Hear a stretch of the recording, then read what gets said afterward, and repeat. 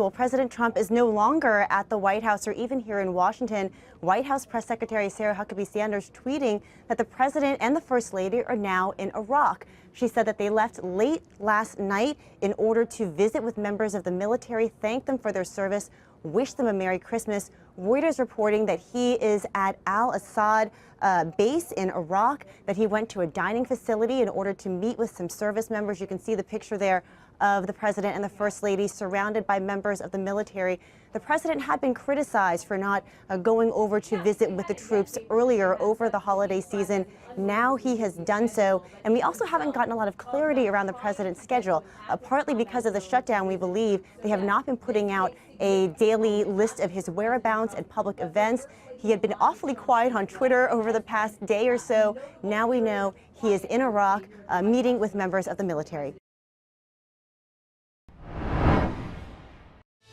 All right, a pretty bad end to an awful week on Wall Street. The Dow closed down 414 points on Friday, and for the week it fell 6.9%. That's the deepest weekly plunge since the recession in 2008.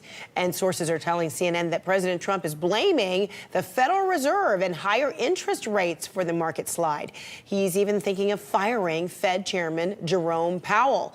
CNN's politics and business correspondent Christina Alessi has more. Frederica, a brutal week in the market. The Dow and the S&P now on track for their worst December since the Great Depression and their worst yearly performance in a decade. This week, the selling began in earnest on Wednesday when the Federal Reserve raised interest rates. Investors got really nervous that the central bank was weaning this economy off of easy money. We've had historically low interest rates now for over 10 years, and that's helped boost the economy. When interest rates are low, consumers are more incentivized to buy houses and cars, and of course, stocks. Rising interest rates might have the opposite impact, and that is what spooked Wall Street.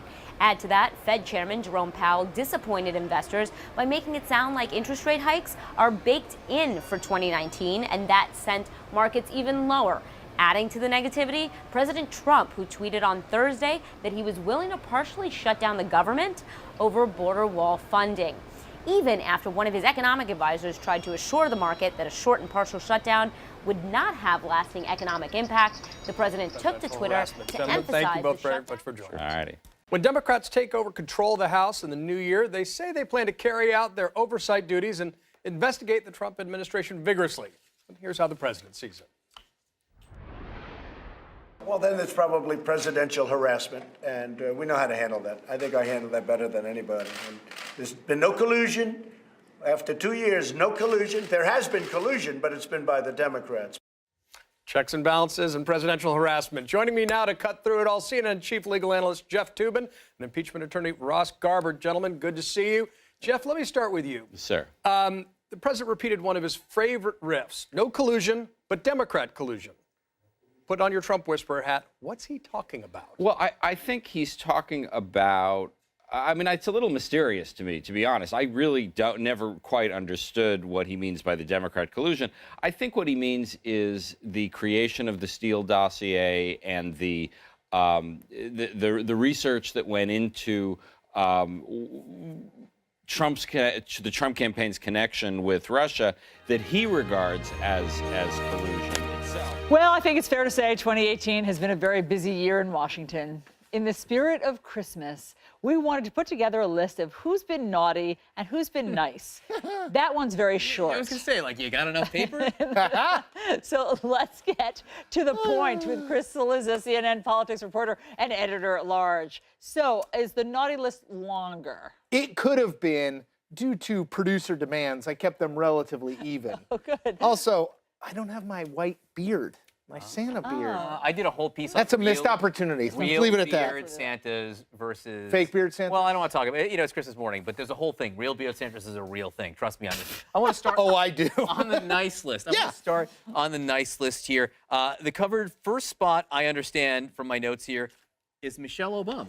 Yeah, so nice and naughty is sometimes in the eye of the beholder, but I think Michelle Obama, broadly speaking, had a very nice year. First of all, she's probably the most popular politics adjacent figure in the country. She's not a politician. She's never run for anything, but I have said for a long time, I think we all agree, if she did ever want to run for something, she would be right at the front of the line. Obviously, her memoir came out. She's spoken out a little bit more about Donald Trump. She's spoken about her own experiences and her own marriage, and I think has helped a lot of people in talking about struggles she has had. So I'm going to put her, both for political and personal reasons, on the nice list. I will say she's the only person who actually gives the Sherman-esque answer to "Are you going to run?" Yes, which she is says no, not now, if not ever, drafted. never. Yes. Right. Yeah, which yeah, it's true. Her husband once famously said, I wasn't interested in running and I just, as somebody who covers politics, I've seen it happen enough that people who say no sometimes change. I would agree with you,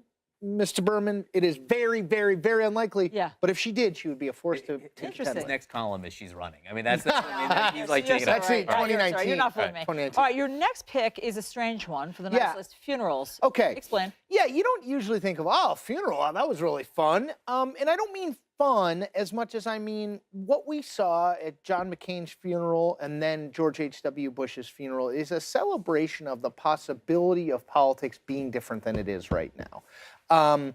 You had speeches that were given sometimes by Democrats and sometimes by Republicans. You had a coming together, broadly speaking, of the political community to say, look, I didn't agree with John McCain and everything, or I didn't agree with George H.W. Bush, but this is someone who is a fundamentally decent person who cared deeply about this country and tried his best to help make it a better place. Unfortunately, those are sort of oases in the broader political desert to which we are in. But I do think those moments, and I think they reach beyond just people like me, a political crowd. I think they reached a broader crowd to remind people that politics can be a noble pursuit. All right, you went out on a limb for pick number 3 on the nice list. You say puppies, basically, or dogs. Yeah, great year for dogs. H.W. Bush's dog, Sully, got more television